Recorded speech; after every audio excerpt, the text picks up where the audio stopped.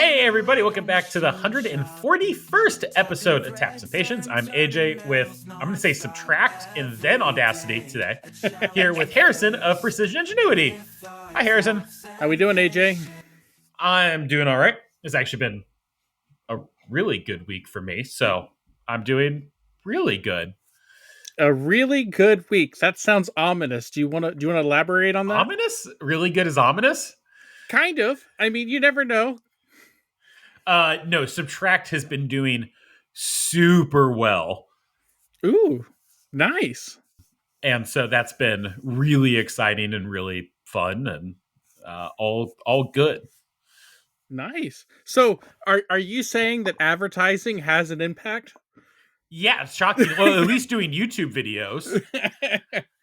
We did more in the last 8 days than we did in the first 2 months. And if you remember right, our first 2 months were really good. Mm-hmm. So we've done more in the last 8 days up month to date. It's the 8th of December right now. We've done more so far in December than we did months like 3 through November, whatever. I don't remember Ooh, what months it was, but we have done a ton of work so far this month. that's good. Do you think that's seasonality and people kind of rushing to get parts, or do I you think think there's a or do you think that's like a trend in the upwards direction? I think it's a couple things. I think seasonality is definitely a thing with people trying to get stuff done before the end of the year. That's, I think, a big part of it. Jamie's intro, we got to give him some credit for that. And then also, I had a couple YouTube videos just do better than normal and get a Mm-hmm. lot of engagement. And I think that helped. So between those three things, just the stars aligned and we started getting a lot of orders. So we onboarded 2 or 3 new shops to be able to keep up with it. And yeah, we just had to onboard one today. We hit our goal is for every job to be claimed in 24 hours. And if it's not claimed in 24 hours, that's our sign to bring on more shops. It's kind of like a shop Kanban. We have a shop Kanban. And so we hit that until we brought on another shop to be able to do the work. We have an order right now where we've gotten kind of a verbal, let's do it, but they haven't paid yet. There's some stuff they have to take care of first, but we're doing pretty darn well. If we continued at this rate, like constantly, Mm-hmm. Jacob and I could easily and comfortably be full time. Nice. That's So exciting. yeah, Now, is that with you doing any work, or is that with you just outsourcing everything? I have one part that is in my Tumblr right now that is frankly too small of a job for anybody else to do. This was very much a like I'll kind of do you a favor and maybe it'll pay back later, maybe it won't. So I have one small job that I'm doing now, but everything else has been going to others, and that's really probably the way it should be. There's people Mm-hmm. with better skills and more equipment, and they need to be doing that, and then I need to be really making videos and working on the business. And maybe some overflow, depending on what it is. Yeah, I mean, but we have a wait list that's like 100 shops long, True. and so we have plenty of capacity there. And my time is better spent, making sure we have jobs in a month from now. That makes sense. So unfortunately, if you order through Subtract, your chances of getting an Audacity micro part are not super high, but it's the best for everyone. We'll talk more about that in a bit. I've got some kind of businessy stuff with Subtract to talk to you about. Okay. But we can talk about your week first. Yeah. I mean, my week's been pretty chill for the most part. Weston left for a vacation. He gets back tomorrow, and while he was gone, we had the big push before he left, and so it's been relatively calm since he's been gone. Although I did literally, when I was closing down the shop, I got an email that made me kind of laugh. And it's kind of the first time that something like this has happened. Interesting. Now this sounds ominous. Yes, it kind of is. So I think I talked about it on the podcast, but do you remember me talking about two parts that were kind of like a lathe part that were aluminum that like I was competing with China on, kind of with a local shop? I do not recall this. No.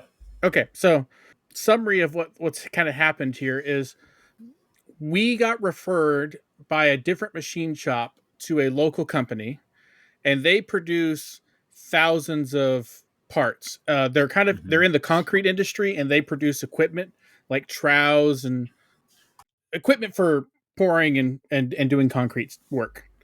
Yeah. And all of their competition is pretty much from China. They're one of the Hmm. few ones that still make stuff in the US. But ironically, they also outsource a decent amount of stuff to the US. Okay. And they had some lathe parts that were pretty complicated for a new product that they are developing. And they needed some prototypes. And we quoted them, and they wanted to come talk to us in person. So we drove out to their facility, got a nice tour, went back and forth. They were trying to nail down not only the prototypes but the volume, and we kind of told them our pricing and our reasoning, and basically they wanted us to do the parts for less than we could get the material, and we were like, Classic. no. Yeah.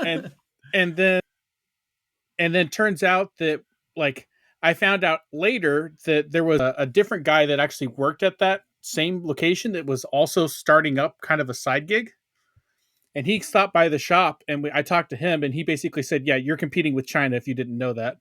And I was like, oh, well, that makes a lot more sense. Well, Mhm. they sent me an email with those like, okay, so after that meeting and we gave them our price, they ghosted us. And I tried to reach out like 4 or 5 times. They never responded to anything I ever sent. I was like, Uh okay, China got it. I just got an email from them saying that they would like prototypes and that time is of the essence. huh. Oh, okay. So like So they've ghosted something me went for wrong in China. 6 months, and now they're like, "Hey, are you still interested in these parts by chance?" So I'm thinking things did not work out in China the way they were hoping they would. Yeah. Can you make them at a cost you think they would be remotely happy with? If I got the right equipment, I probably could, but I would need a sizable down payment or some sort of a contract before I would consider it, based on the stories that I've heard from this particular facility, and the Okay. fact that they're willing to move over to China if they see a better price.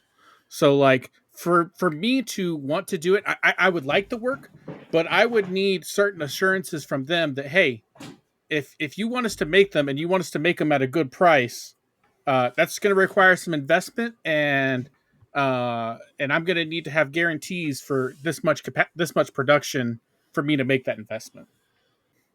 Depending on the volumes they want, ironically, the dual spindle Y-axis lathe that we have could actually be an excellent fit for these parts Hmm. for smaller production runs. They're aluminum; they should go pretty quick, and I don't think there's so many life. When we originally quoted this, the dual spindle lathe wasn't even on our radar. It was nice to have. This was actually a job that we were considering getting the dual spindle lathe for if we landed it, but then everything kind of fell through. So it's kind of funny that we kind of gave up on that opportunity, and now they're kind of coming crawling back. So that'll be fun. Yep. So so I'll have to message them tomorrow, and we'll see where it goes. You know, they've they've tried this two ways that I know of now, because they tried to make them internally, and now I'm pretty sure they've sent them to China, and who knows, they might have sent them to a couple other shops. So they I think they tried to go around us like 2 or 3 different times at this point, and they're still struggling with them, but they want to do them. So my known value if I succeed is much greater, and my leverage is much higher. Yeah. Is it a part that you pretty much need a y-axis lathe for? Is it millable? You could do it on a potentially good machine for this would be like a Speedio M series, like Okay, the 5-axis a with mill turn. mill turn capabilities. You could do it. You can do it on a live tooling lathe with y-axis. There are a couple funky angles that, depending on how you do it, you might have to get like a angle tool head to be able to do them. Yeah. I they've made some changes to the models as well, according to the email from the first versions they sent us. But just glancing at the parts, they look almost identical to what we quoted last time. Okay. So, Interesting. Yeah. Are they is it something that like by nature needs to be cheap? kind of, yeah. It's Okay. it it's going to be an insert for a plastic injection mold, which is why it has some of the complicated features that it does. Okay. Interesting. Like So, a something that gets overmolded? yes. Okay. But it's not like I don't know, a nail or something that like is a one-time use thing No, it's that it's never gets used again. it think of it kind of like a new take on a quick connect airline, except it's not for air and it's in a different industry. Okay. So So, it's so they might have some pricing flexibility on their end. yes. Because there's some products where like you really do just need to make it dirt cheap, and like that's kind of the point of the product is that it needs to be dirt cheap. You know, screws and nails and nuts and bolts, like they need to be cheap. And if you're 1 cent more expensive than your competitor, like you're not going to sell anything. But then there's products that are really flexible price wise, where it's all about brand and marketing and presentation. And From what I can gather, it's adding quick connect capabilities in a field that has never had them. So it's like a it's a improvement to an existing workflow. see, that seems like something you could ask. Maybe not like necessarily a premium, but like you could expect somebody to pay a reasonable amount of money for that. Yes. Yeah. I mean, and I'm sure China will probably eventually copy it, which is why they wanted to start there. But at the same time, Feels it didn't backwards to me, but it yeah. it didn't work out as well as they thought it would. We think somebody overseas is going to copy us, so we're going to make it really easy for them and give them our CAD Yeah. and explain what it's used for. Yeah. So I don't know. But I mean, because like that was very prevalent in the tour, is like how much, cheap Chinese products has kind of hurt their industry and their brand, and how, they're one of the last few survivors because they're kind of like the Toyota Corolla of their industry, where they're just so many users because they're reliable and they do a good job. So, Yeah. I mean, but the company I used to work for, the one that made like the monitor stands and like the credit card reader holders and stuff, like they pretty much lost to China. And they were like the Fadal of their space, where like it mhm, was ugly but built pretty tough. It was easy to repair. They lasted forever, but they got beat out by cheap injection molded things. yeah. So, needless to say, it'll be interesting to see how it goes. But it's yeah, it'll be fun because this is like, yeah, this is them coming back after they kind of wrote us off. So, That's nice. so it goes to show that maybe there is a little more to the parts than what they were originally thinking, which I could tell just by looking at the parts. Like, China is very skilled. China is very talented. They could definitely do it, but I don't know about their network. Just like talking to one of the guys who works there, who kind of has like a shop floor view of what's going on with upper management. He says that, the China stuff that they specifically, the vendors they deal with, are not as capable as like the rest of China. Interesting. So their US side is a lot higher quality than the products they do send to China. Hmm. So, but all that to say, there is potential and there is huge volume, which seems to be kind of the way our company is going. So extremely interested, but a lot more wary this go around than I was the first time. Yeah. Would it be volume at a profit that's worth it though? For the price that we quoted them, definitely. For the price that they Okay. wanted, I don't think I could do that. So I think my price was about 4 or 5 times more expensive than the price that they wanted. But like I said, the price they wanted was basically material costs. So, and if you're doing it at volume and at scale, it's aluminum. The tooling should last forever as long as you can keep your chip management down. It's something you could probably automate to run throughout the night, as long as you can manage your chips, especially on a lathe.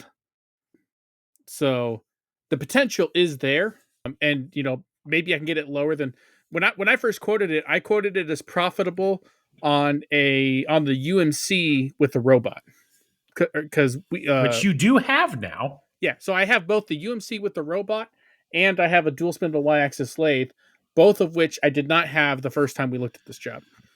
Yeah. So So would that cause you to lower your prices or not necessarily, okay. because some of the pricing that I factored in, I wasn't making nearly as much money as I normally would try to make because it was going to be offset by getting automation and getting the times down to something that is more profitable.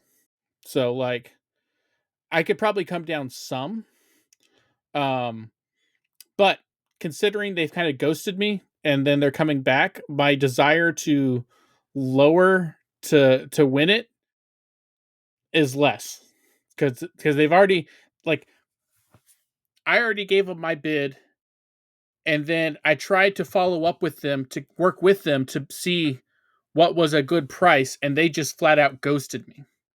And now they're coming back. So if they had come back to me after my first price and been like, no, you're a little high. We're looking at doing this, and they'd worked with me, I would be a lot more willing to lower my price. The fact that they brought us in, they looked everything over, we went over everything in a meeting, and then they're just didn't want anything to do with us. And now 6 months later, they're coming back with their tail between their legs and going, "Hey, these were actually a little bit harder than we thought. Are you still interested?"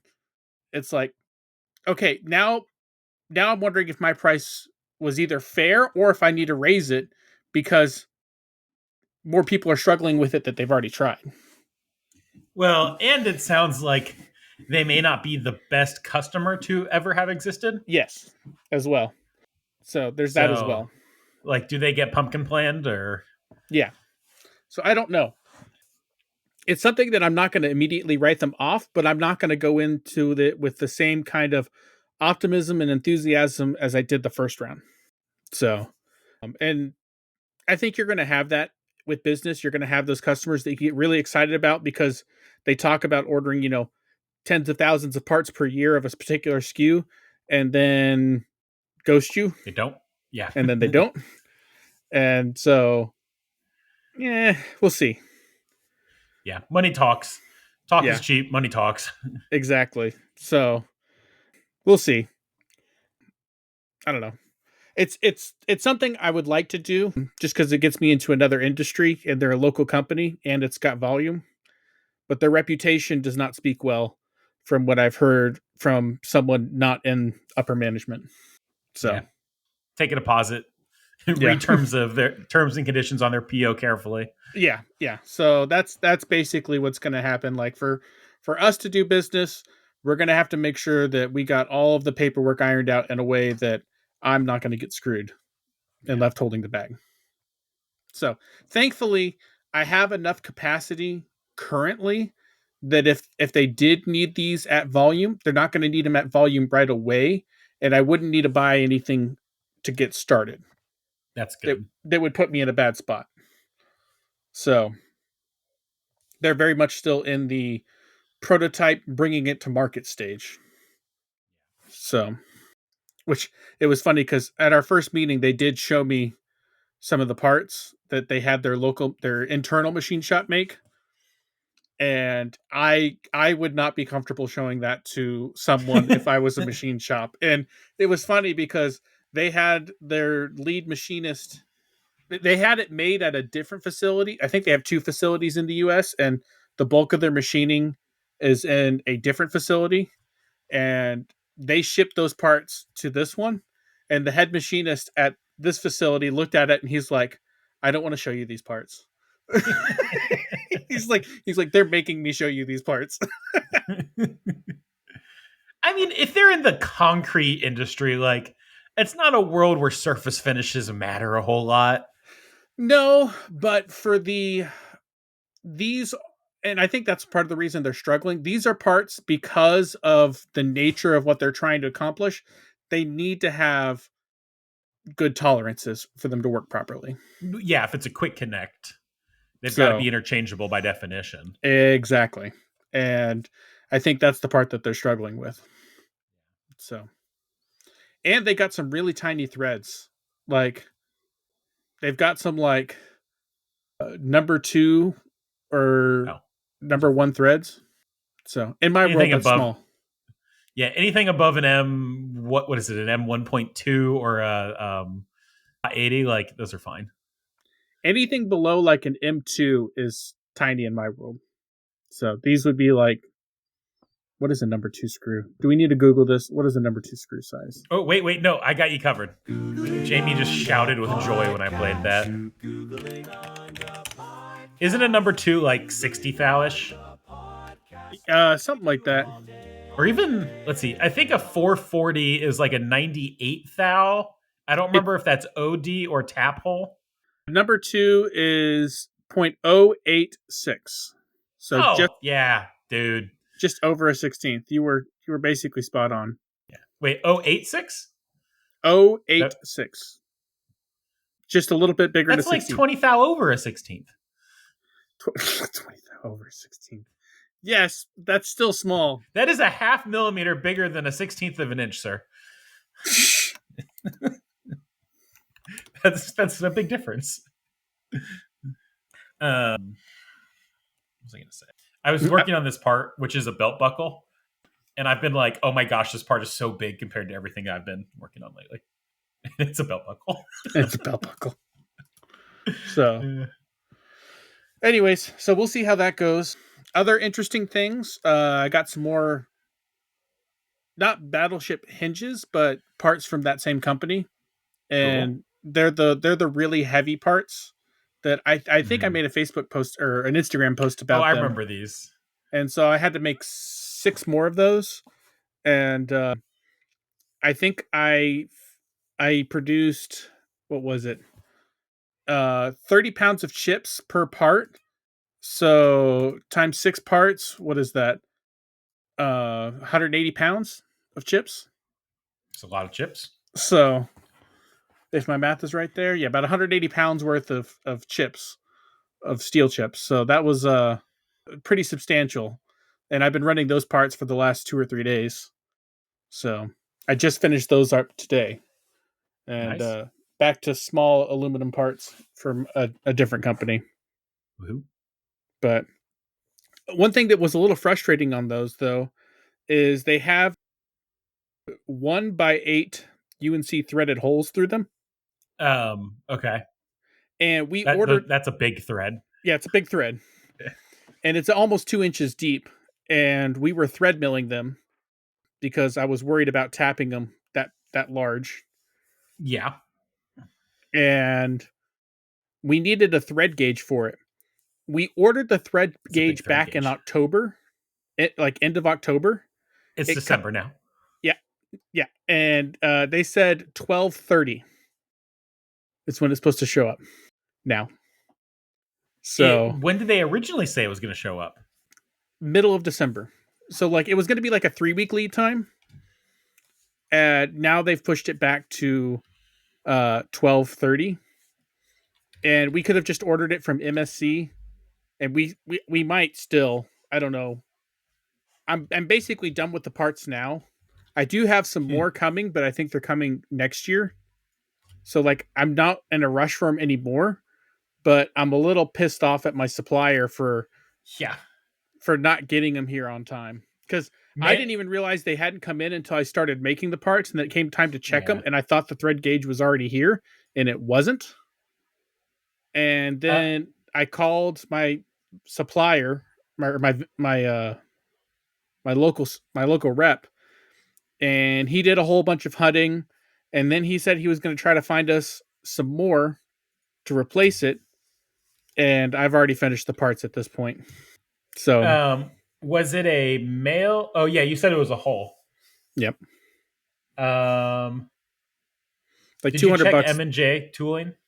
I hadn't. The one caveat that we have to be careful with now is because we're getting ISO 9000 certified, all of our tooling that we have to buy has to be NIST traceable. Yeah. Okay. $129 includes a cert delivered. I don't know, however fast shipping is from Ohio. Oh, nice. What brand was that? M&J tooling is fantastic. M&J? I don't know if I've heard of them. Um, yeah, they have now they have both new and used stuff, but they have their own metrology lab, and they can Certify them. certify it. So it's the first place I look for thread gauging and stuff. Hmm. I'll have to look into them. But Yeah, certified 1A UNC 2B, $109.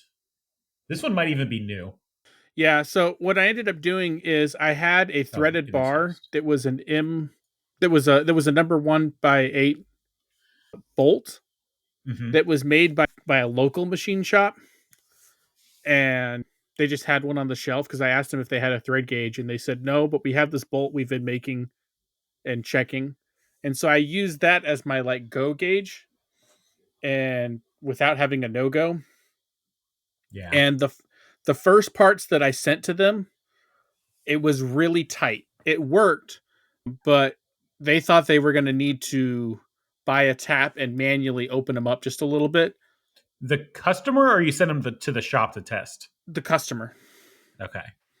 And so for the next batch, I'm using the same bolt, but I'm making it a sloppier fit. Yeah.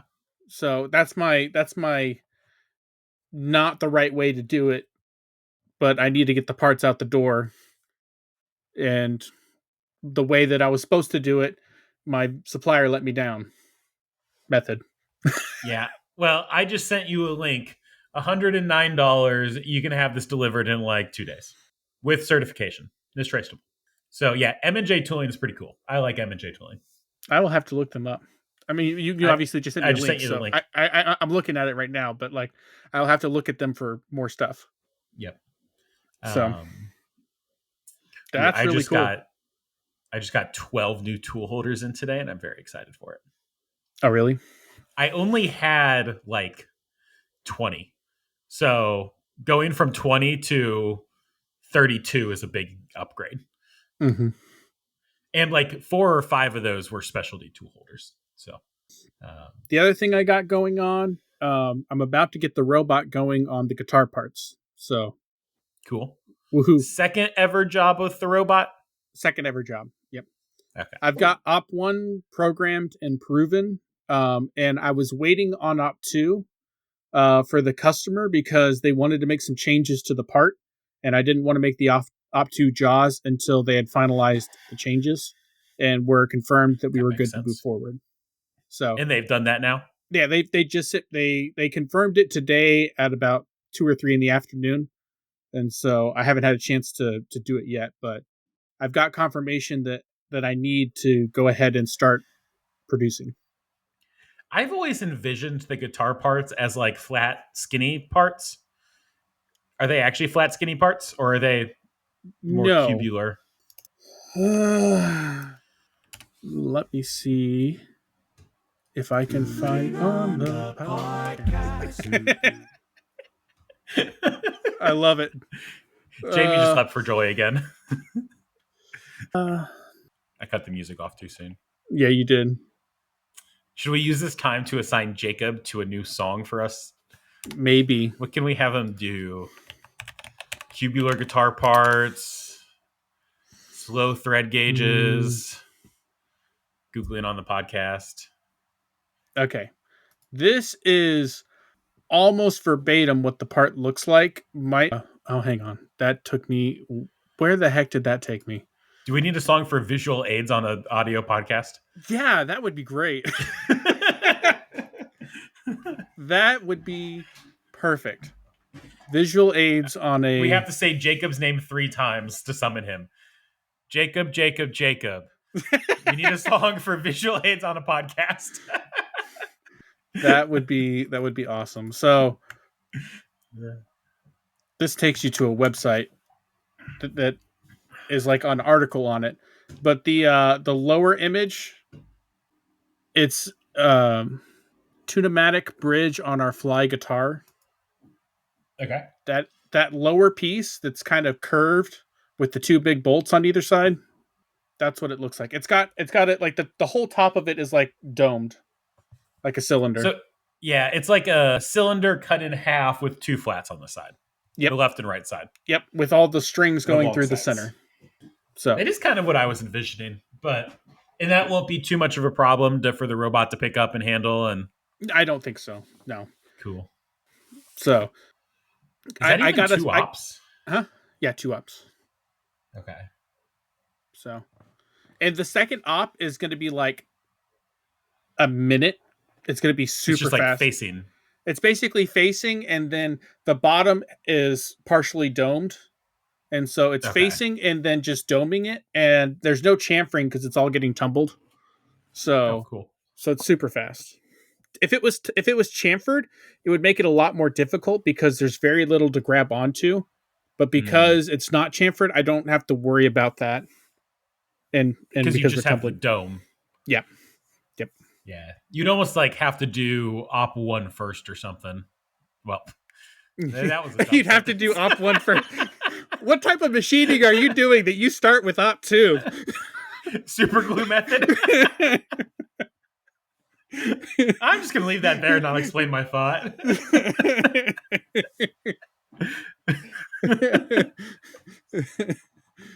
That would be an amazing. This is the this is the YouTube video you need to do next. How to start with op 2 machining.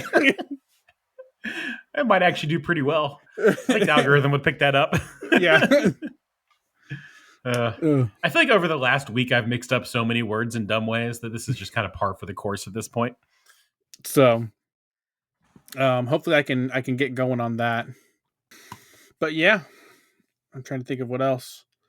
Ben's been doing great. He's been keeping the Doosan running. That's kind of become his machine in a way. And it's been exciting to kind of see him progress over time. So he's doing a fantastic job. Good. I'm glad to hear that. So and hopefully we're talking about potentially having him as a guest for next week. Yeah. So for those in the Patreon, be thinking of questions. Yeah. That'll be fun. Pester Harrison's employee. Yeah. Well, speaking of pestering, shall we thank our Patreons? Yeah. So we have Patreons to support the show. The Patreons help keep the lights on. They pay for editing. They pay for our software expenses. They pay for our IMTS meetup. Still not this year, but I always want to say this year. But this coming IMTS, we'll do a meetup.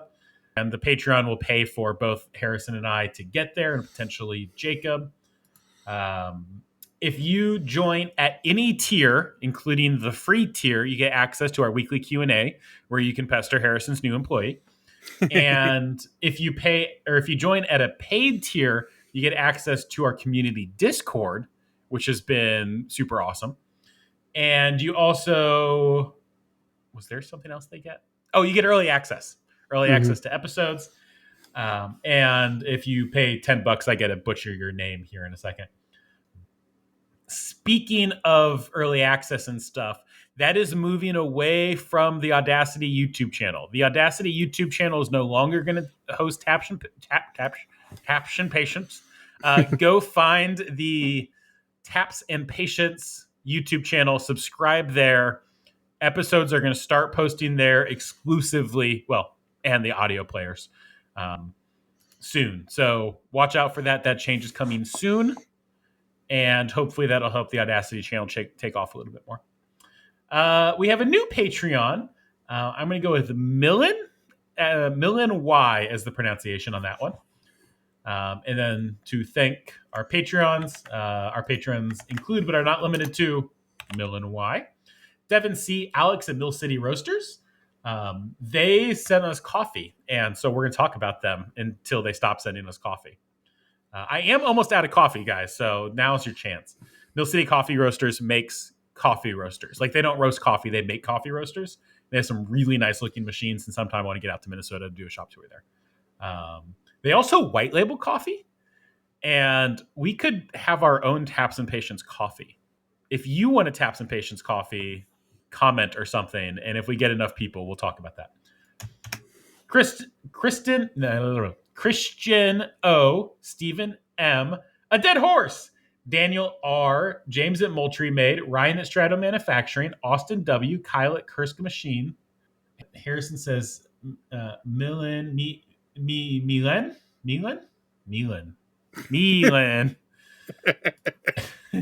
A Dead Horse, Daniel R, James at Moultrie Made, Ryan at Strato Manufacturing, Austin W, Kyle at Kursk Machine. I now realize I've already read these ones.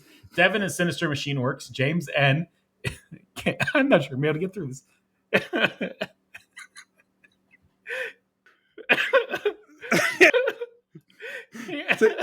Take a second. We need recovering on the podcast. Recovering on the podcast.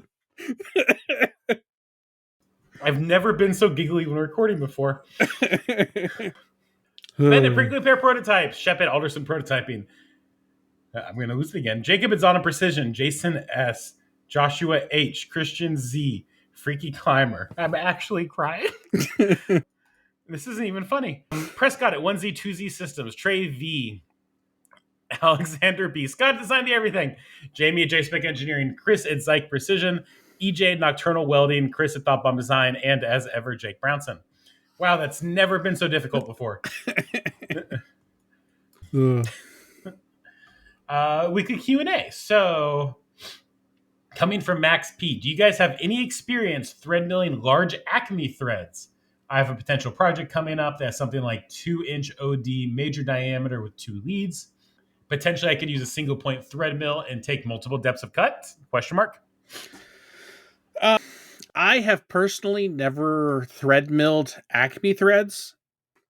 I do know that if you like use an Acme tapping, they usually have a progressive tap set of different that take different amounts because you can't take it all in one bite. But if you're thread milling it, I'm guessing that they just have a thread mill with that profile.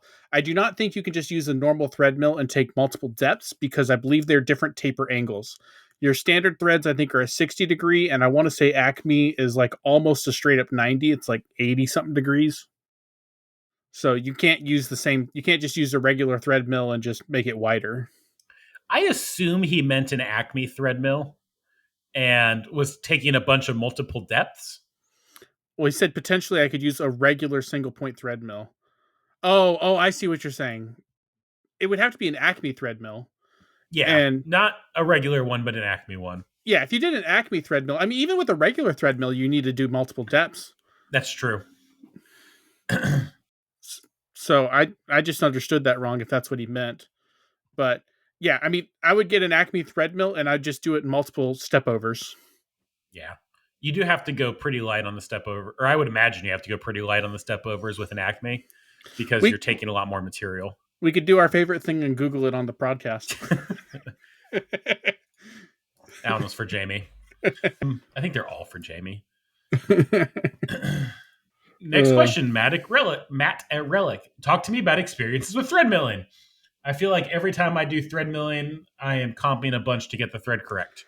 I am the same way. I feel like someone who is always looked down upon for wanting to tap everything instead of thread mill. But I struggle with getting my comps right every single time. I haven't figured out the magic thread milling always works button. I will say that once I've comped it in, it works, but it's never consistent and it's never worked as easily as the manufacturer's recommendations.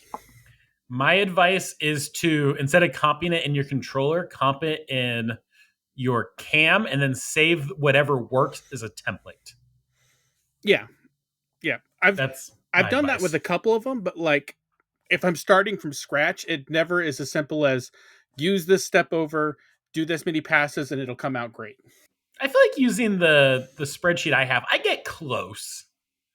I always Like get close. I aim for the small side and walk it in, but Let me put it to you another way. Whenever I will often like aim for about a 70% thread engagement, and I oftentimes feel like when you look at my thread mill tool after I've used it, you can see the steps where the shaft is rubbing against the threads above it. Even though it's designed for like a 75% thread engagement, and even at that point I feel like my threads are still tight, even though they I can get them in the spec range, they'd never feel quite right unless I go with like an oversized thread mill that's for a size larger, and then the values work out a lot better. If that makes sense. Does that make sense? yeah, yeah. I probably do a lot more passes on my thread milling because I'm not in a hurry. Because I do like a ton of passes whenever I thread mill. I do a decent amount of passes, but I don't it's not like if I'm doing a run of 30 parts, if I feel like I'm comping it almost every time. Like almost every other part. Like Oh, really? it's not like over a long run it doesn't I feel like it loses it for like wears out or something. And maybe it's because I'm rubbing, maybe I'm doing too many step overs, but I don't know. I just like tapping as much as I can with just a tap. And I break a couple taps here and there, but it's pretty rare. Although I will say there's been like one or two exceptions, and one of the exceptions has actually been these big steel parts with the 1x8 taps or 1x8 tap Thread tolls. mill? Yeah. The thread milling with that tool, it's so large and so rigid that I've it's been rock solid the entire time. Like I've had like Yeah. zero deflection. Yeah, I think that's generally the problem with most like thread milling is you end up with this like 3 inch long tool with a eighth inch neck or whatever. Yeah. And if it was a regular end mill, you'd look at it and you'd be like, oh yeah, that's gonna, you know, deflect like crazy. And then it's a Hmm. thread mill and you're like, it's fine. Um, Yeah. I run a lot of passes. Like I treat my thread mills very gently. But again, I'm not doing production. So and I have been rigid tapping more. I'm much more confident about it on the 1500. Any more questions about thread mills? Um Um, this one's for you. Next one, Ryan from Horston Tools. Harrison, with the recent automation upgrades, what are your thoughts on hiring future employees? I don't think automation will necessarily replace employees. I think of it as a modifier that allows like I do not regret hiring Ben, and I do not regret getting the robot because occupying two fundamentally different roles. The robot is producing high volume parts, and Ben is allowing us to be more flexible and free my time up from running the machines on the smaller volume stuff. And so he can help keep the automation going when he's not busy. But the nice thing about the robot is it's once you get it set up, it only requires like one person, maybe 30 minutes a day once it's running. So it the robot has freed me up almost as much as Ben will once he's trained up enough to where he can run as independently as the robot. Like the robot was a really big immediate time saving. Ben has been getting more and more time saving as time goes on, and Ben will be a lot more flexible than the robot in the long term. But I would never want to hire an employee just to run the production stuff. I think that's a soul crushing job. So I feel like it augments, and I feel like I will hire more people as we continue to grow. Like I would love to I would love to build automation and start producing large volumes of parts, and then hire people to process those parts and get them, if that's tumbling, if that's packaging, if that's inspection, stuff that's not as monotonous, that can be done kind of in batches. So if someone walked up to you right now and handed you a magic coupon, Mm-hmm. or no, they gave you a choice of two magic coupons. One was a free employee for a year, and the other coupon was a free robot for the next year. What would you want first? What would you choose of those two magic coupons? That is a very good question. At this stage in the business, I would probably choose another employee over the robot, just because the robot pays for itself if you have the right work for it. I don't need to justify the robot. It's a lot easier to justify than the employee. The employee is a lot bigger investment, but I think its value grows as you invest in your employee. And so I think if I had a free employee for a year, I would take that over a free robot for a year. Okay, what if you had to pay for both at face value? Then if I had the work, I would choose the robot 100% of the time. So the person has the higher potential value add, but it's a lot more work than the robot. Dylan, it got chips. As we wrap up the year, how are you guys verifying all of your deductions and accounts for filing taxes?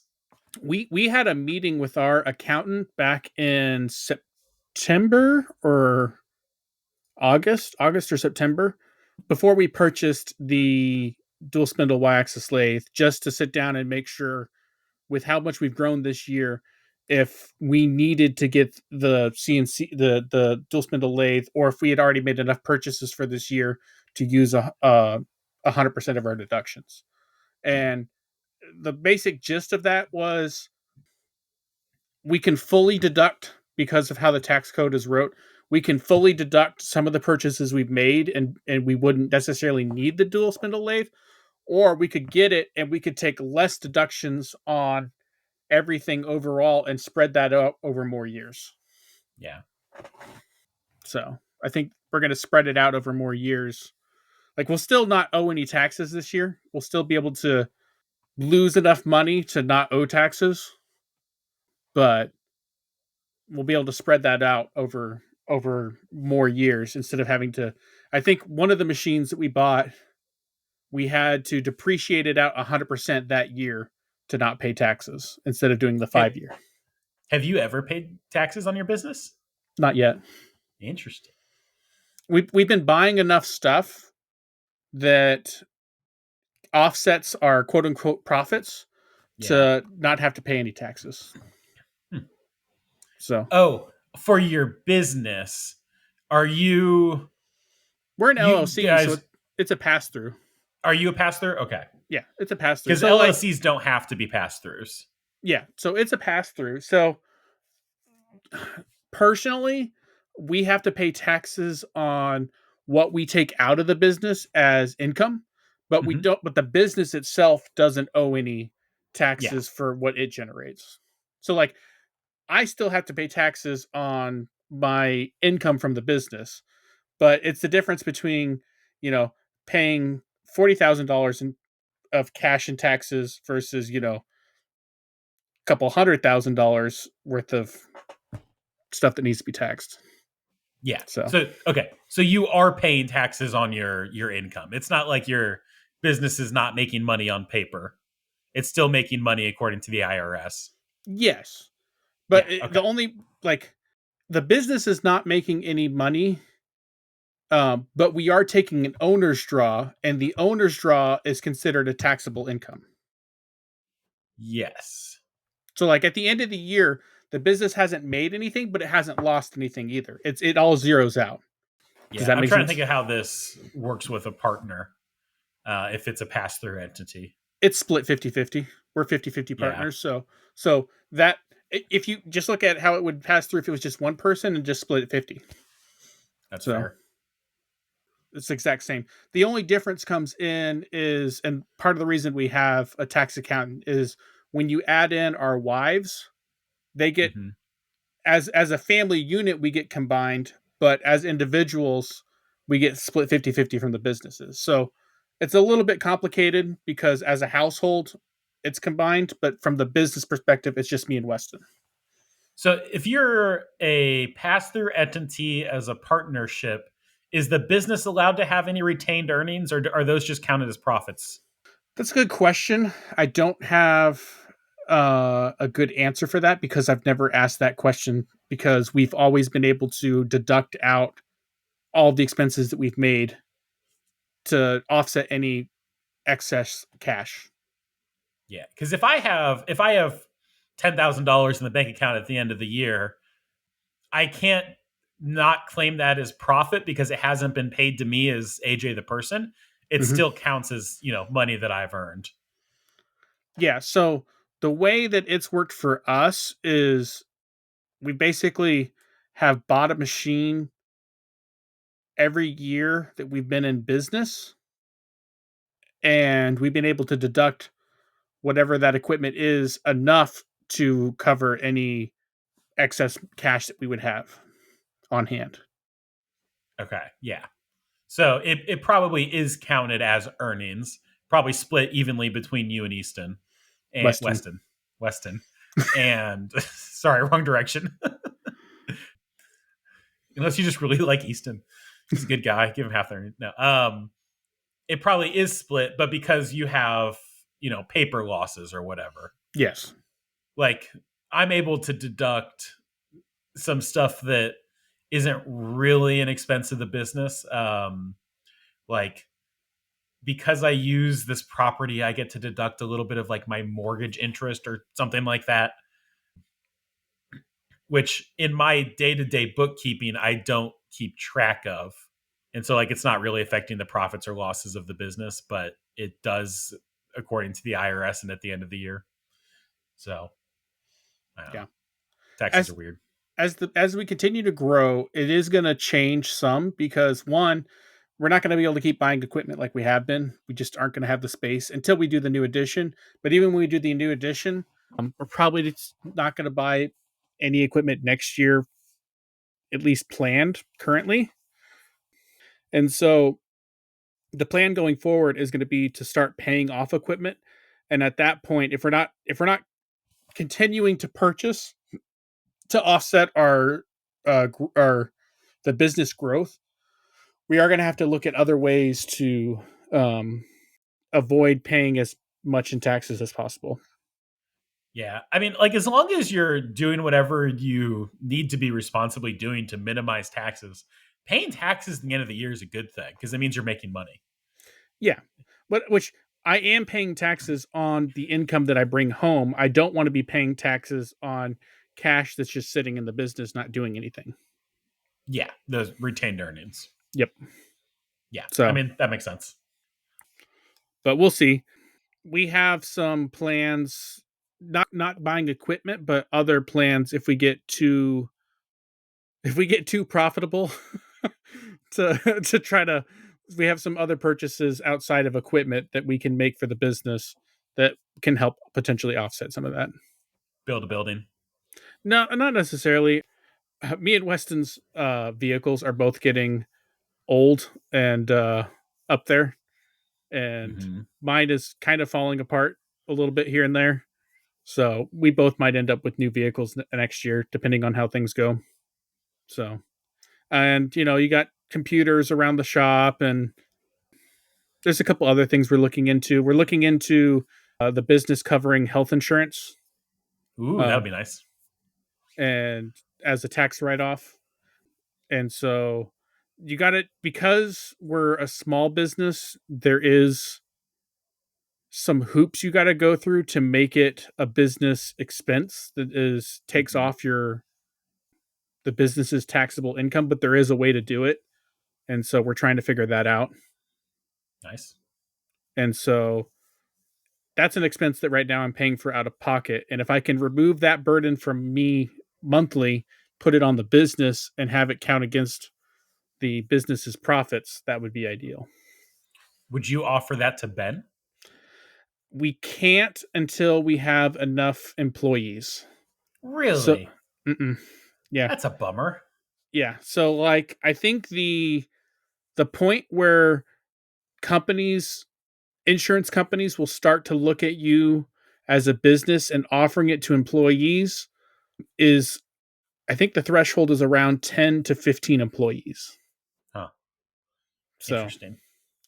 and even then, you have to have over 80% buy in by the people that want to sign up for it before they'll look at it as well. So, if you had 10 people and three of them didn't want to opt in, they wouldn't they wouldn't accept it. So, because we looked into that as well. The only way that we can get by with it is, I believe, because we are the owners, and if we set up personal plans underneath the business for each of us individually. So, Hmm. I don't know all the details. We're working with a insurance sales rep to make sure we get everything done the right way so that we can do it. I know Something I would it's not simple. I do know that. no, insurance is never simple. Something I So, would love to look into setting up when Subtract is bigger is being able to offer like some sort of health insurance for our shops.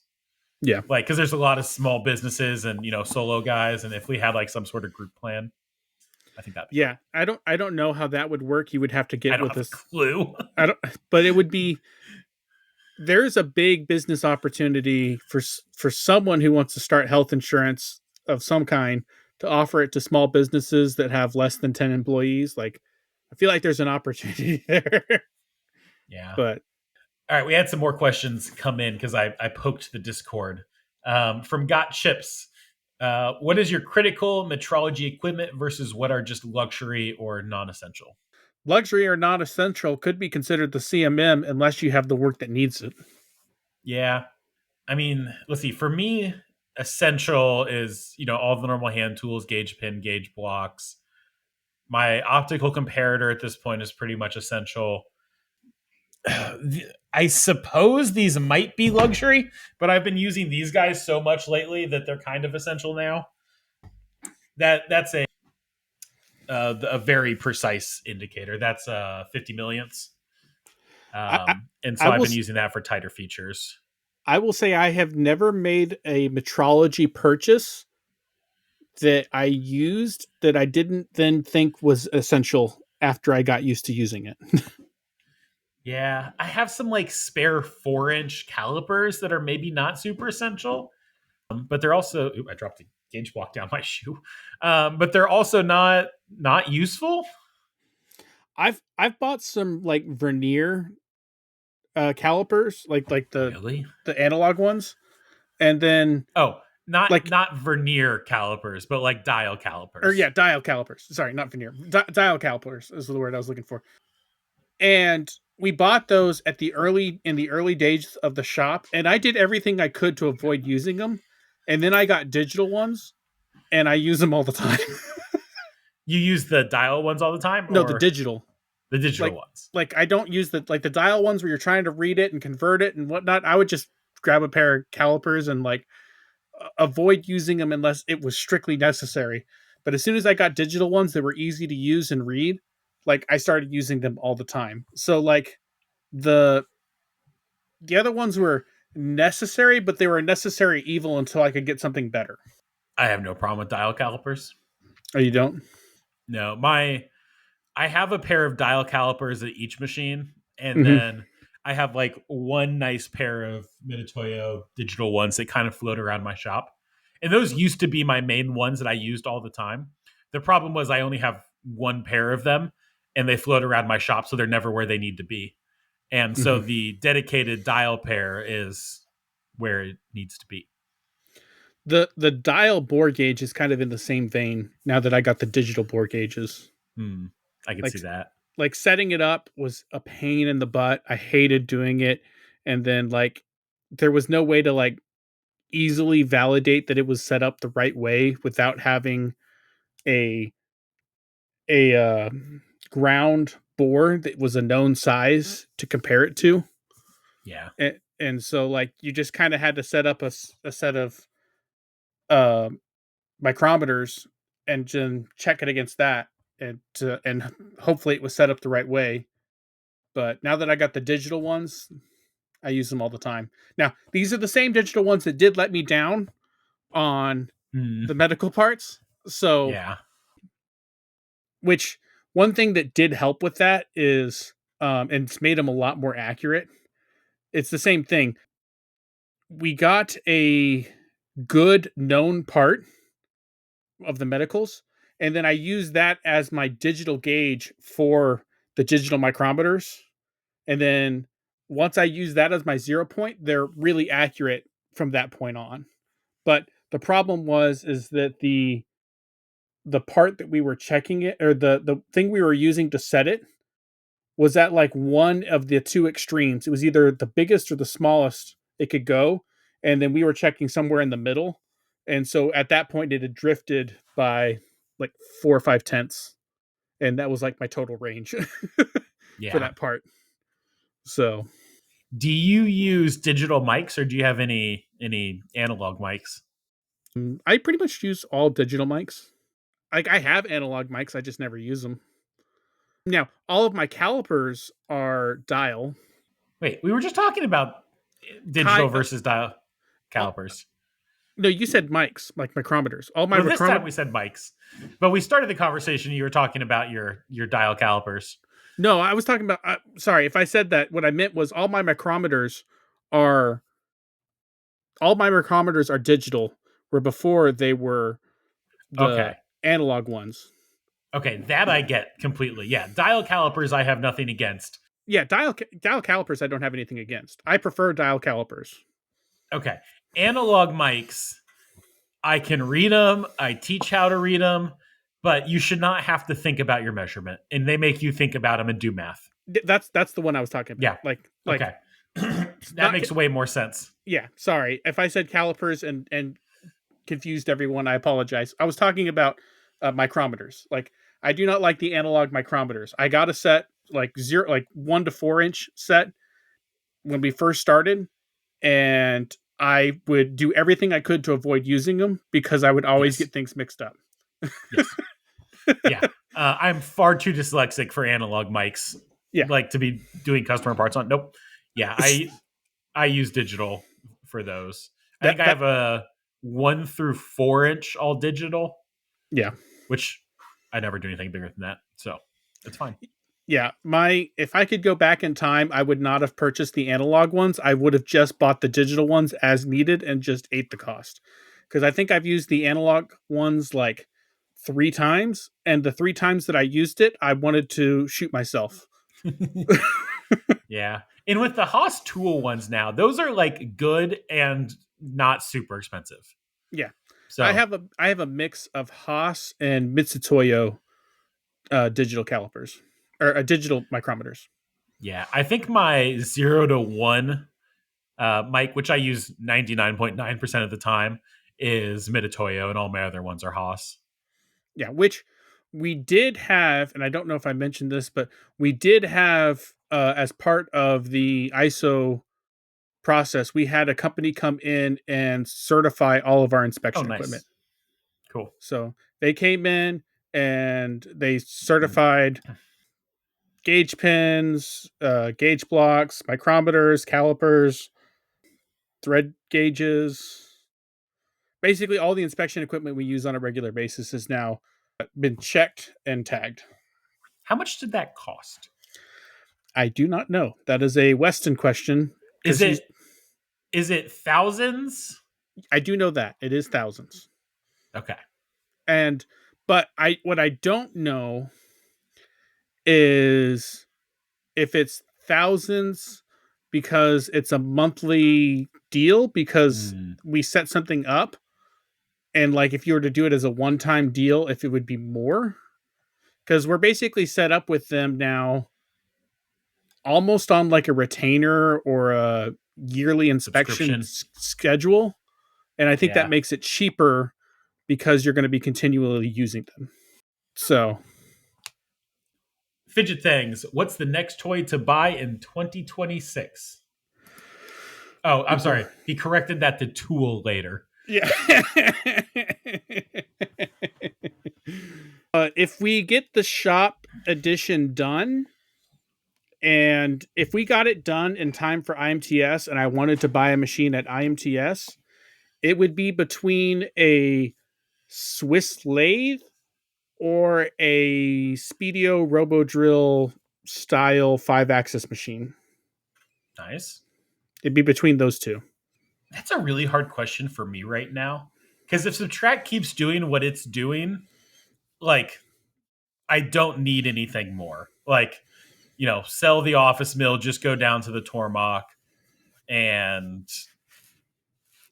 like, I'll have more capacity than I'll ever need.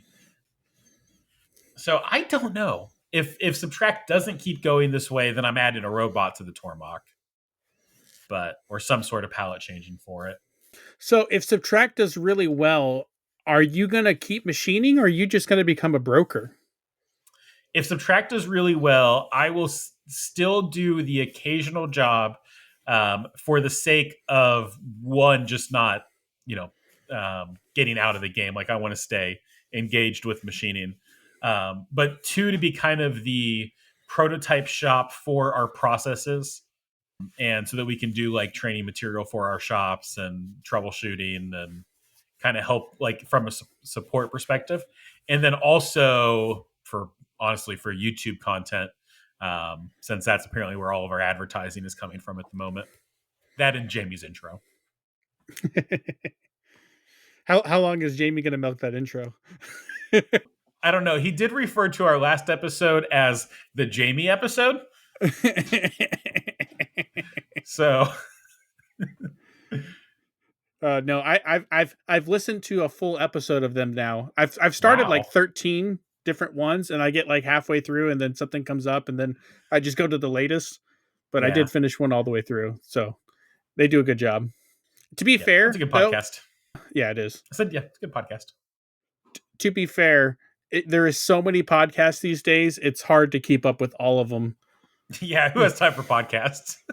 No, I meant like you got Dylan, you got The Bomb, you got Pearson Work Holding, you got us, you have Jamie, and you have the Lean Improvement guys, and I know there's a couple others that I'm not remembering off the top of my head. The Impractical Machinist, I think, is one. Yeah.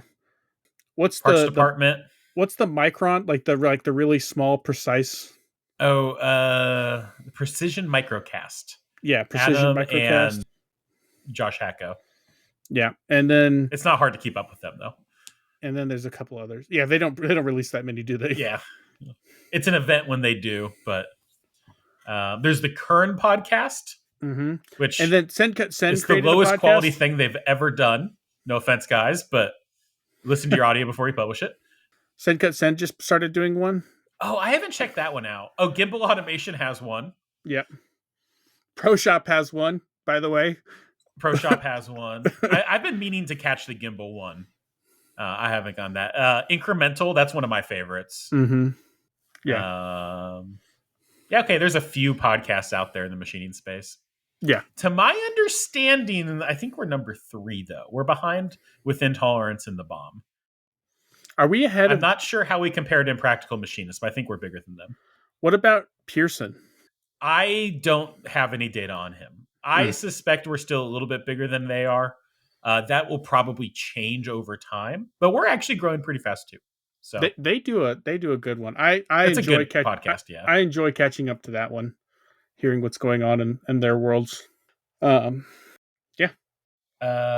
From I've never had to say this Discord name out loud. So Chenk the Tank, Seahen K the Tank. Do you guys have shop clothes? And if so, do you guys have shop clothes? And if so, have any system to remind yourselves, I'm in my nice shirt, do not use the air hose to spray coolant off really quick? Or any secrets to get coolant stains out of clothes? Asking for a friend. If you have a secret to get coolant stains out of clothes, could you please contact my wife? Or oil. Because she gets really upset when I come home. She's like, you are getting only black clothes from here on out. My orange shirts truly became a problem with the shop. And if you like watch my most recent videos, I don't wear orange shirts anymore. and it's because I just kept destroying them too quickly. Yeah. So I now wear darker colors, and My wife says I'm banned from wearing any light colors. yeah. In terms of shop clothes, I like Dickies heavyweight cotton tees. Those are my go-to shirt. They hold up pretty well in a shop environment. And I like the work pants from Rural King, or I just wear like athletic shorts or sweats or whatever I feel like that day. But True Work it is my brand. true That's what I work. love. True Work. They are. It's what I'm wearing right now.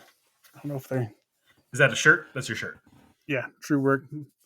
I wear the shirt and I wear their pants. I like their stuff so much that we had we had shirts made by a local company, and I brought a stack of True Work shirts just for me to have them do Nice. with all of our other shirts. So I have a couple custom True Work shirts that have the Precision Ingenuity branding Nice. on them, but I'm the only one that has it. That's another thing I thought about actually. If you want Taps and Patience merch, comment. It's not something I'm super particularly interested in doing, but if a lot of people want shirts, we'll make shirts. Oh, speaking of which, Jamie, Or coffee. listening to the podcast with Jamie, he mentioned that one of the only Wait, we reasons have that to say his name 3 times to summon him. yeah, Jamie, Jamie, Jamie, Jamie. Jamie, Jamie. He mentioned that one of the only reasons he joined the Taps and Patience podcast was because of the coins. Oh yeah. So I would like to do something like if people really want something like that. One, I would love to hear if you guys have any ideas of coins or some other small thing that we could do. Because I'm always looking for cool ideas and of something we could make. Like I could do a run if it's the right thing. I could potentially do a run on the robot, which would be kind of cool. Just to say, hey, we have something that was run on the robot for everyone. But also, if you listen to like an hour and a half a week of this podcast just for a little coin, what are you doing with your life? Shh, shh, shh. Don't tell them to go Sorry, away. did I say the quiet part out loud? We're trying to grow the podcast. Grow the podcast. With me not taking any more job shop work over the next month, I could probably make something. That'd be a good YouTube video. That would be. And honestly, like some of the Design the Everything products, like those are kind of along the right idea of like doing something custom for the podcast. I will work on that. I'll put that on my list. So the coins were cool. I those were fun. But we can one up the coins. We can one up the coins. I really liked like the favorite thing that you did with the coins, like when you did like all the custom one-off engraving. I love that. That was probably the coolest thing done with the coins. I still have that fixture. Speaking of coins, did you see Hermla like Instagram video this week or last week of like the automation coins that I they haven't did? been on Instagram. They did like the same coin idea, but they had it automated where it was part loading into the machine, and they were making custom coins as like a promo. It looked like the same coin over and over, or different designs. It looked like the same coin over and over again, just in an automation cell. Yeah, it's the different designs that's the hard part. Yeah. I would love to do something like that again. Yeah, we can. We'll work on that. Got chips. Holiday traditions? One of our holiday traditions is that we do with our family, not necessarily in the business, but with our family, is like the Dirty Santa white elephants. Mm-hmm. But what we do is we do gag gifts. And this year, I did like the best present ever. I did a present Trump. Jacob, you can insert your song here for video things on a podcast. That's really funny. It's what's funny on it though is that like I think we were one of the first people that started doing video on podcasts, and now everyone that like in the machining space, we were one of the first people that did it on like Spotify with video, and like all the Spotify podcasts I've been listening to recently all have video on them now. And I'd like to say that we were probably the first, because I remember when we in started the doing that, machining space. people being like, what are you guys doing? We're like top 1% of Spotify video podcasts, Because like I think we which were is on like, weird. yeah. So It's anyways, because no one else does it. But yeah, yeah. I thought that was funny. it, it was funny that the Lone Machinists were definitely doing video podcasts for like a couple weeks where they didn't know they were doing video podcasts. And this is why Jamie accuses me of watching on Zencaster, is because he didn't know that they were publishing the video to normal podcast players. Oh. So, still not as weird as Jacob watching in video editors, but hey. I mean, it's not weird. We literally pay him to do it. So, my favorite holiday tradition that we do just passed, and it's Thanksgiving, where on like my parents have decided that their children are all grown up, and we all go to 2 Thanksgivings at this point, and so doing a traditional Thanksgiving is like repetitive. So we do fun foods instead, and like invest the same amount of energy in the Thanksgiving meal as you would for like a big traditional Thanksgiving, Mm-hmm. except in fun foods. So we've done tacos before. We did a fondue Thanksgiving. I'm trying to think of other ones we've done. I think we've done a Greek one. This year, the theme was anything you can put on a stick. Okay. So we had some like a lot of grilled meats that were on sticks, grilled shrimp that were on sticks. We had some apple pie on a stick. We had some s'mores, and it was, I think, our best one yet. That's cool. I like the idea of like something on a stick versus like an actual theme, because it Yeah. opens up the creativity a lot more. What can I stick on a stick?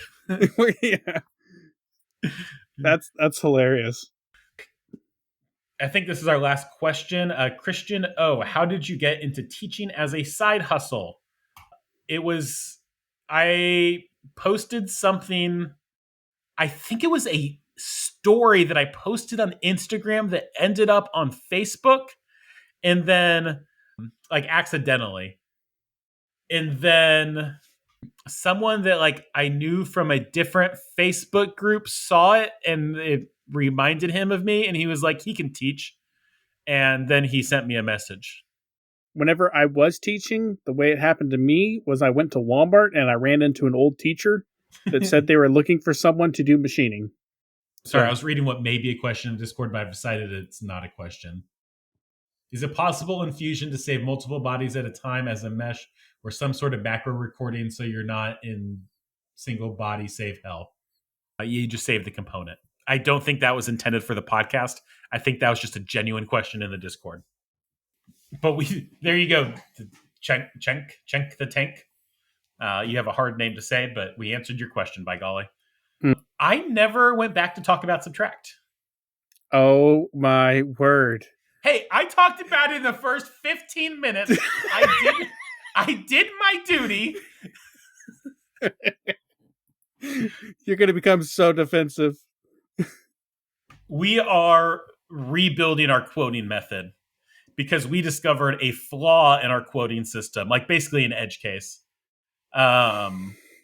where if our material, like the way we were doing our quotes, if our material ended up really expensive, like if it's just, you're machining a big chunk of bronze or like something that inherently has a lot of material costs to it, if there was a high precision portion of that job or something that was, inherently more risky or more complicated, that material cost ended up getting multiplied by a huge amount and made our cost like absolutely ridiculous. So because of that, we're changing how we're quoting. Originally, we just took the number straight from Toolpath and then like applied our own little secret sauce on from SERP. But that one number encompassed both all tooling, setups, machine hours, and material cost. And so now we're going to break it apart so we can be a little bit more granular about like what basically what multipliers we apply to what. So if it's a high risk of scrapping the part, then we will add extra material. But if it's like, there's a bunch of thread milling or something, I don't know, something that you have to spend time dialing in, then we'll just multiply the labor. Or if it's a weird setup, because with our old system, if there was a complicated or difficult setup, it might end up multiplying the material cost by 2 or more, which doesn't necessarily make sense. So I'm working on what I'm going to do is we have like our system set up in SERP. I'm going to rebuild a spreadsheet again, build a new spreadsheet and use do some calibration quotes with that and get new numbers and new multipliers and new systems, and then we'll feed that back into SERP, and that'll take over as our new system. Yeah, quoting is a strange art depending on what you're trying to do. We also realized we were quoting threaded holes wrong, and it wasn't when you put in a part, you'd be like, this has 10 threaded holes, but it wasn't multiplying the number of threaded holes by the number of parts. Interesting. So people have been getting threads for really cheap. All those fun mathematical errors. Yeah. Yeah, I don't know. We would have talked more about this if this was earlier in the episode, but I remember early on when we were just getting started and all of our quoting was done in Excel. I quoted a job for a customer and I'd copied it from another job and it had half the numbers from the other job and I didn't catch it. And I gave them a quote that was like 6 times higher than what it was supposed to be. And they still went for it, but they complained the whole time. Well, there was one time in my last job doing the custom air compressor packages, and the way that worked is engineering did some support for sales. So we would come up with a preliminary design and get costing on that design, and then sales would finish the paperwork and everything, and then it would come back to us 6 months later or a year later. But apparently at one point I mistyped the cost on my estimate by I think I hit the 6 instead of the 3 on my keyboard or something like that, and the job got $30,000 more expensive, and it was only $100,000 job. So it went from 130,000 to 160,000 or something like that, and it was just a typo, and we still sold the job. And so when we were doing the review and we actually were going to engineering, we had this meeting where it was why are we making so much money on this job? What happened? And yeah, I did not get a bonus for that though, and I was very disappointed. And I need to clarify that when it was 6 times higher, I sent them the quote and they sent us a PO. So I did not charge them 6 times the amount where I gave them a price and then it raised 6 times. It was so it was on the front end. I made that error on the front end. They accepted the job and sent us a PO for that price and then complained. After we'd already, they complained before we did the work. And I was like, I don't know, price is the price. And then we did the work and I found the error a couple weeks later after we got paid. And I was going back through it and I was like, I don't want to go back and fix this because it's going to blow up again. So I think we just made things a little bit cheaper to get it right over the next couple jobs. But it was just kind of funny that they still, it made me think that maybe we weren't charging enough for our work because that was back which when you probably weren't that early on. No, we were not. So we were way under bidding our work in the beginning. And so the fact that we could go up 6 times and they still accepted it, it was too far for sure, but it showed that there was a lot more room that we weren't using in the early days. I made a typo on a quote and it cost us $80. I was very disappointed. It was literally I just typed it in wrong, and I was annoyed by that. Jacob made fun of me. I remember in the early days when we did the company that cannot be named on this podcast jobs that You really needed to go check the material before you accepted things, because something could Yes. look really simple, and then you go check the material, and it's like, nope. Those guys were smoking something on some of them. Well, I mean, they just start low and expect people to give feedback offers. Like, Mm-hmm. I don't know. So, Subtract doesn't do that. We give you a price, and it's a good price, and we so also don't have any more margin to increase. So, the price is the price. So that was a question I was going to ask. As shops get on the network, what should can they expect from like a here's an opportunity? Is it a yes no? Is there any back and forth, or is it just hey, we think this is a good fit for your shop? Can you please do it? there's a job board, so There's a job everybody board. gets to look at it. If the job stays around for too long, we'll start poking people and figuring out if we do need to do something. It's not that unusual for us to like cover freight or to adjust the price of the job a little bit. But normally it's at the time where we're working with a shop on it. We also work with the shops a lot more from the beginning on jobs. Like if there's a job that comes in that we know is going to be big or perfect for a shop, or like we just don't know how to quote it. Like we're not very good at quoting lathe work right now. We'll go work with one of our shops and they can quote it, and then we'll pass that on to the customer. What about like let's just say Subtract continues to grow, and 3 years down the line, you're getting, you know, let's just say 1,000 jobs a month. And are you going to show everyone every single job that's on the board, or are you going to start to select and filter the work to different shops, like some of these other bigger companies? That is a future Jacob problem. I mean, to keep people from being overwhelmed, we will certainly filter by the capabilities of the shop. That alone would be Um, huge, because I if I'm on a job board and I specify my capabilities, I do not want to see things that are outside my capabilities. It's just a waste of everyone's yeah, time. we will certainly do that. I don't think we will ever do some sort of algorithm system like Xometry does. I You said it. do at some point want to add a student tier to Subtract.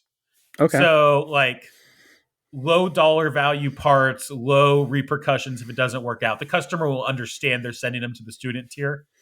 And that will be for training apprentices and school programs and anybody that I don't want to say doesn't want to make or doesn't need to make money on parts, but like they're learning more than they're you know Yeah. job shopping.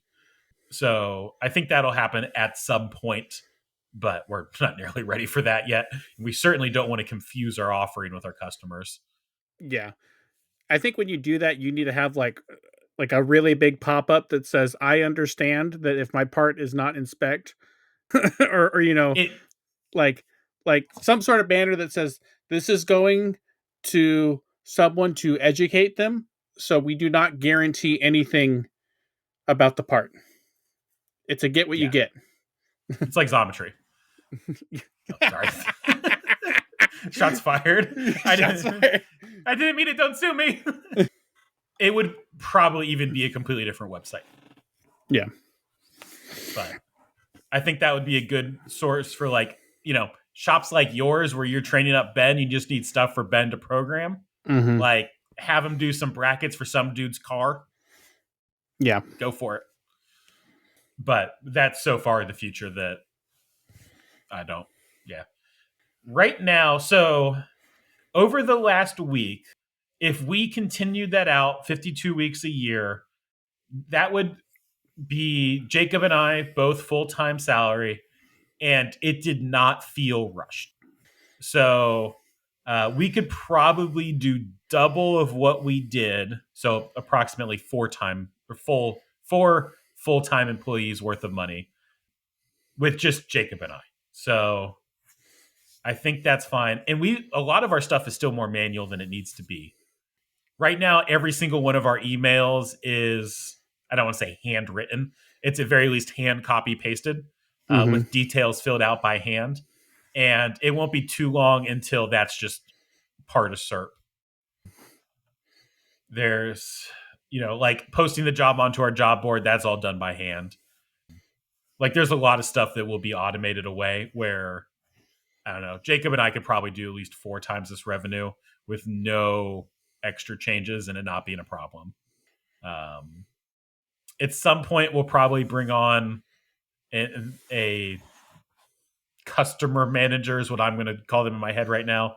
Someone to communicate with customers or probably inside sales is probably the term. Someone to communicate with customers, follow up on orders, send quotes, that kind of thing. And if we have that person, then we could probably do 10 times what we're doing now. So, Fair enough.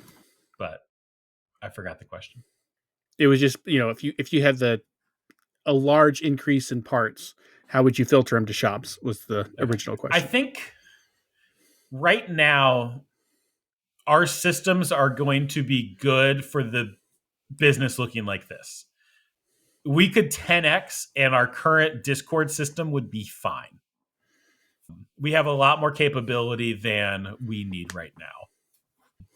If we more than 10x, then at that point we are, we have a team of web developers and we're building, a full-blown X-Word company like website. So good problems. There's always going to be problems. Yeah. But right now, like this last week, if nothing else, it proved out the business model and it proved out our systems, like both of which are working really well right now. Good deal. So it's just a matter of sales. If we can keep this rate, I would be thrilled. It won't maintain this rate forever. It'll die in January. But if it goes down to like half of this, we're still in pretty good shape. So do you have like growth goals for Subtract? Like I expect to see, like I can look at next year and I can know with a fair amount of confidence based on history of what my growth is going to look like next year at this stage. Predicting forwards based on where we're at now is like there's just not enough data. It's too noisy. Mm-hmm. The goal for next year was to get to about 16K a month in revenue, which was a pretty conservative goal. I didn't think that would be too difficult. That being said, we did 16K in 2 days in December. Mm-hmm. So I don't know.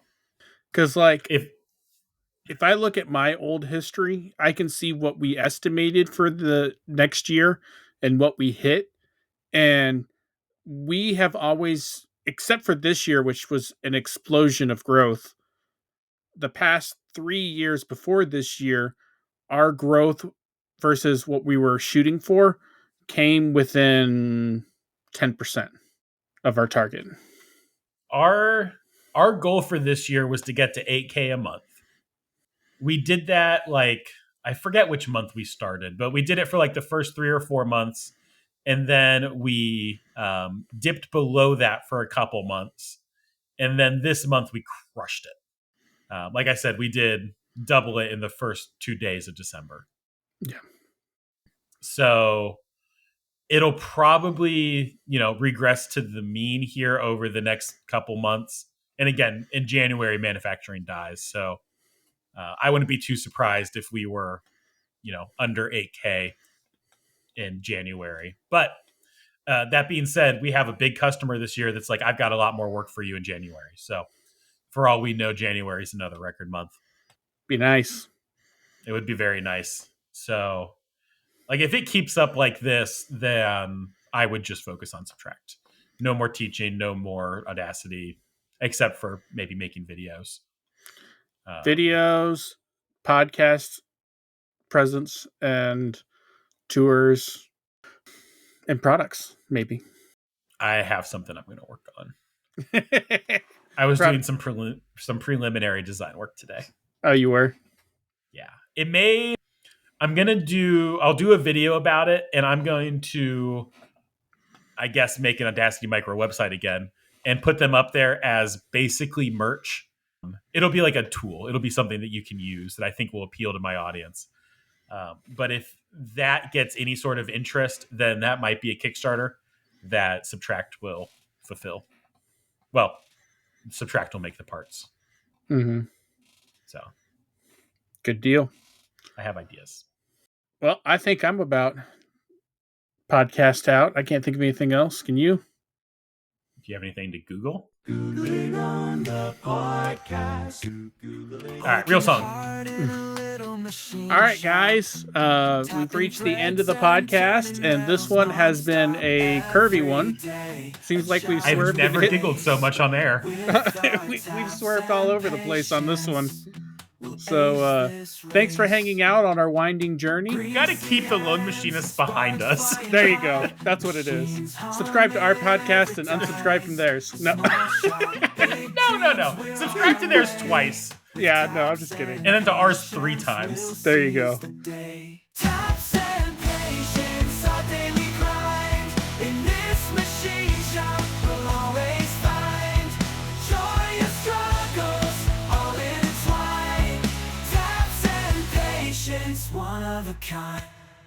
Make sure you like, subscribe, Doesn't know share. what to say anymore. Yeah, I don't know what else to say. Tell all your friends about us. Let's try to, get higher on the charts. We gotta give Dylan a run for his money. So I don't think we're gonna do that. It's like a chihuahua chasing after a pickup truck. We've got to keep the lone machinists behind us. There you go. That's what it is. We got to maintain our current lead. Just over them. Just so you can give Jamie a hard time. Yes. No, I'm not going to give him a hard time. I'm just going to be really cool about it. But he can know, and it'll like burn at the bottom of his soul. There you go.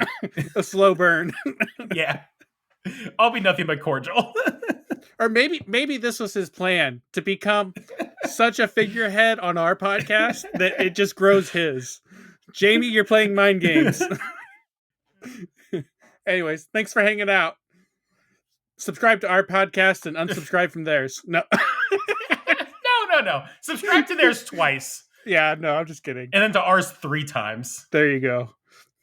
We'll come up with another. Did we finish the song? Whoa, that's the longest outro. Over. It's the longest outro ever. All right. We'll catch you guys later. It went long. He didn't even say all of our names again for no reason. I'm talking Okay, bye. pitch on a mic in the dark. 60-degree V cutting steel like a spark. Got a fresh carbide insert shiny and bright, but you'll never see it, man. It's audio night. I'm waving a tap wrench like a rock star guitar, describing the chips flying clear to the stars. You hear the machine hum, you feel the vibration, but the visual aid, just imagination. But trust me, they're moving, spinning that handle, baby, grooving and proving. Taps and patience, that's the name of the game. With machinists on the mic, y'all still running the same. No camera, no problem, just close your eyes tight. Picture the curls of when Nate in flight. It's an audio podcast, yeah, that's our stance. We got visual aids and your minds expand.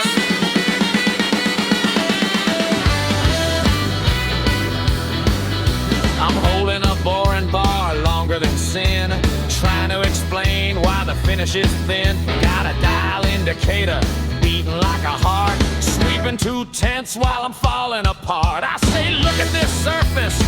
You say, where? I say, right here, man, and I wave it in air. You hear the laugh track of the boys in the shop. They know what I'm holding, you're just guessing non-stop.